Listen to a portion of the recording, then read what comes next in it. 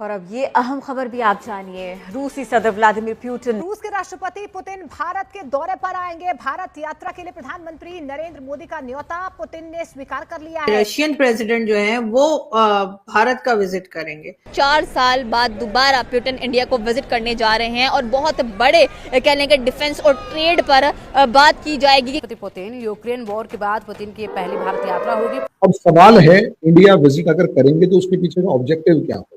India के साथ हमने मुकाबला तो हमारा बड़ा जबरदस्त है, हर सतह के ऊपर हम मुकाबला करना चाहते हैं, लेकिन ये जो फॉरेक्स जो एक्सचेंज है, जो रिजर्व्स है उनके फॉरेन एक्सचेंज के, अब ये देखें कि वो कहां पे चले गए हैं। मार्च के पहले 21 दिनों में भारत ने हर दिन औसतन 1.85 मिलियन बैरल तेल रूस से खरीदा, यानी रूस अब भारत का सबसे बड़ा तेल सप्लायर बन गया है। लेकिन जो जियोपॉलिटिकल सिनेरियो इस टाइम पर चल रहा है, जिस तरीके का जियोपॉलिटिकल सिनेरियो चल रहा है, उसमें पुतिन की इंडिया विजिट बहुत मायने रखता है। तो ये पाकिस्तान के इंटरेस्ट के लिए बहुत ज्यादा खतरनाक बात है। मैं हमेशा कहता था कि जिस तरह पाकिस्तान चला रहे हैं, इस तरह तो सिगरेटों और पान का खोखा नहीं चलता। चीमा साहब, रूस हमेशा से भारत का आजमाया हुआ दोस्त है, जिसने कई मौके पर भारत की जबरदस्त तरीके से मदद की है।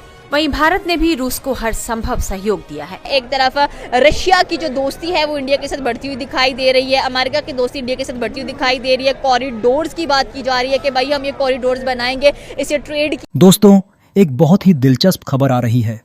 रूस के राष्ट्रपति व्लादिमीर पुतिन जल्द ही भारत की यात्रा पर आने वाले हैं।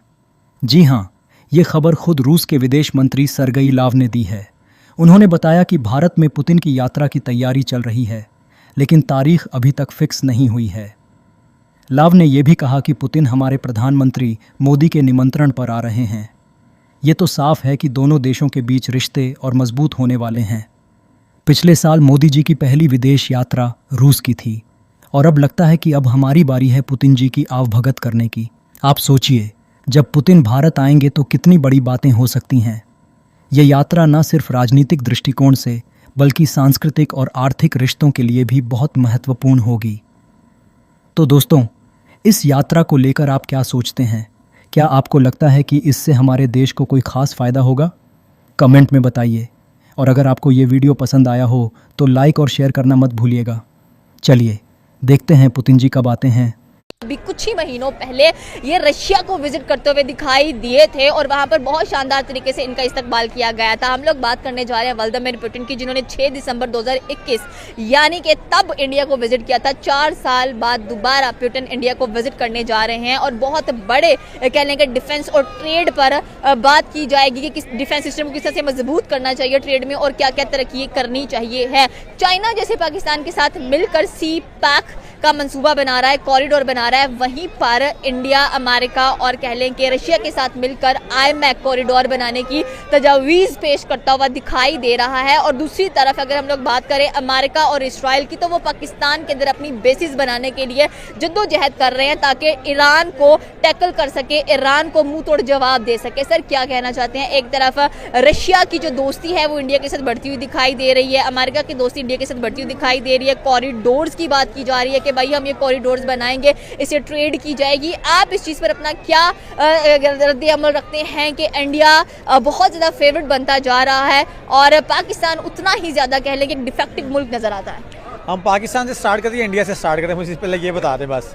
देखिए, आप जिसमें कंफर्टेबल है ना उसकी प्रोग्रेस पहले बता देंगे, किसने प्रोग्रेस पहले की और किसने दूसरे ममालिकों से अपनी दोस्ती ज़्यादा बढ़ाई है और कह लें कि हर किसी को मीठी छुरी बनकर मिलता है। देखिए, मेरी बात सुने, मीठी छुरी वाली तो बात है, मीठी छुरी बनना पड़ता है जब आप अपनी कौम के लिए आपने सोचना होता है ना, जब अपनी कौम को अपने ऊपर लेके जाना होता है, अपने मुल्क के आपने इंटरेस्ट देखते होते हैं, तो फिर आपको मीठी छुरी बनना पड़ता है। आप चाहे जितने मर्जी इंतशार पसंद हो, आप जितने मर्जी जो मर्जी कर लेना, लेकिन जब आपको एक मनसब दिया जाता है ना, जब एज ए आप नेशन किसी के लीडर बन के आते हैं, जैसे नरेंद्र मोदी की बात की जाती है कि शुरू से उस बंदे ने गुजरात में जब हुकूमत बनाई, कैसे कैसे बनाई, क्या क्या मामलात हुए, जो वो सारे बंदे जानते हैं, मेरा बताना कोई इतना ज़रूरी नहीं है।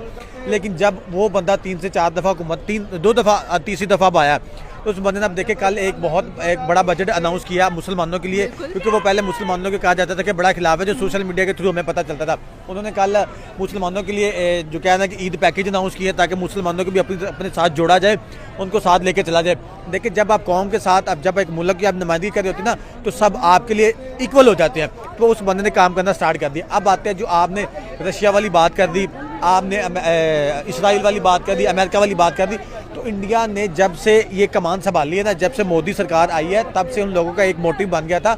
और जयशंकर जो है वो जिस मुल्क का विजिट करता है ना, वो मीठी छुरी के ऊपर वो बटर भी लगाता है कि भाई हमने लगाना पड़ता है भाई, क्योंकि जब आज के दौर की जरूरत है ये, क्योंकि आप देखिए कहते हैं ना कि किसी से कोई फायदा निकलवाना है तो आप उससे गुस्से से बात नहीं कर सकते हैं, आप उसके सामने नजर टेढ़ी नहीं कर सकते हैं, आपको अपने मुल्क के लिए, अपने नेशनल इंटरेस्ट के लिए काम करने ही पड़ेंगे। और वैसे भी अगर रशिया और इंडिया की दोस्ती की बात करें तो बड़ी परवान चढ़ती दिखाई देती है, जैसे चाइना और पाकिस्तान की।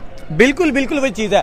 अब उनको आइडिया हो गया था कि भाई हमें किस चीज़ से फ़ायदा है, किस चीज़ से नुकसान है। वो फ़ायदा लेने के लिए उन लोगों ने जो भी उनकी ट्रेडिंग थी, जो भी उनके प्रोजेक्ट्स हैं, उन लोगों ने बैठ के डिसाइड किया कि हम इस चीज़ से इकॉनमी में आगे जा सकते हैं, इस चीज़ में हमारी दोनों अक़वाम को फ़ायदा हो सकता है, इस चीज़ से हमारी जो कौमी खजाने उनमें फ़ायदा हो सकता है। तो उन लोगों ने कहा कि जिस तरह चाइना पाकिस्तान कॉरिडोर बना रहा है, वो तो शायद पता नहीं, अभी आइडिया नहीं है कि बनना भी नहीं बनना, क्योंकि जो हालात बन चुके हैं वो सारी दुनिया को पता है। और इस चीज़ का कहीं ना कहीं इल्ज़ाम भी जिस चीज़ पर लगाया जाता है वो भी हर बंदे को आइडिया है, वो यहाँ पे बताना वो भी जरूरी नहीं, क्योंकि हर बंदा समझ रखता है, शऊर रखता है। अब आपने बात की कि इसराइल की मदद से, और इसराइल और जो है अमेरिका, वो पाकिस्तान में बेसिस आ रहा है। अब देखिए जब अफगानिस्तान में अमेरिका जंगें लड़ रहा था, अमेरिका यहाँ पे स्ट्राइक कर रहा था, अमेरिका यहाँ पे बड़ा कुछ कर रहा था, तब हम लोगों ने उनको बड़ा जगह प्रोवाइड की, स्पेस प्रोवाइड की। हमें एट द एंड क्या मिला?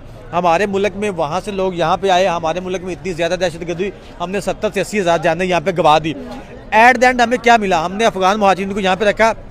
जब हमारे मुल्क की सिक्योरिटी का सिस्टम इतना ख़राब हो गया है, रोज़ बम धमाके आए, पेशावर, क्वेटा, हर जगह, यहाँ तक कि लाहौर में भी बम धमाके स्टार्ट हो गया। हमने सोचा कि यार वहाँ पे ना बाढ़ लगानी चाहिए। जब हमने बाढ़ लगाने की सोचा, उसके बाद पिछले साल की बात कर ले, हमने क्या अफगानी जो गैर तरीके से यहाँ पे आबाद थे, उनको हमने कहा कि आप वापस चले जाए। आज वही अफगानी जिनको हम लोगों ने 40-50 साल यहाँ पे बना दी, वो जब वापस गए तो वो सबसे बड़े हमारे मुखालिफ बन के खड़े हो गए।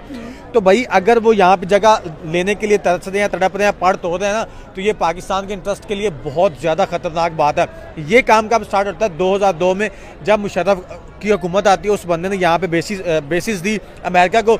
उसके बाद अफगानिस्तान में लोगों ने अपनी फ़ौजें उतारी और फिर अफगानियों को गुस्सा आया। जाहिर सी बात है, जब आप अपने घर में किसी को पनाह देते हो, साथ वाले घर में आप स्ट्राइक करवाते हैं ना, तो साथ वाले घर को बड़ा दुख होता है कि भाई इसने मेरा हमसाया हो के मेरे साथ ये वाला काम कर दिया। तो फिर उन लोगों के साथ जो कुछ हुआ, फिर बैरूनी ताकतों ने उनको कहा कि हम लोग आपको फैसिलिटेट करते हैं ताकि आप यहाँ पे जो माहौल है ना वो ख़राब करें, और वो वाला माहौल ख़राब हुआ। अब आ जाए जो इंडिया करना चाह रहा है, डिफेंसिव सिस्टम मजबूत करना चाह रहा है, कॉरिडोर बनाना चाह रहा है। मैं आपको एक कल परसों की बात बताता हूँ। उन लोगों ने 10,000 मेट्रिक टन, आई थिंक, मुझे ना एग्जैक्ट फिगर याद नहीं है, मेट्रिक टन में बात कर रहा हूँ, 10,000 था मेरे ख्याल से। उन लोगों ने सोना 2014 में ना 2024 में वो उन लोगों ने अपने मुल्क में मंगवा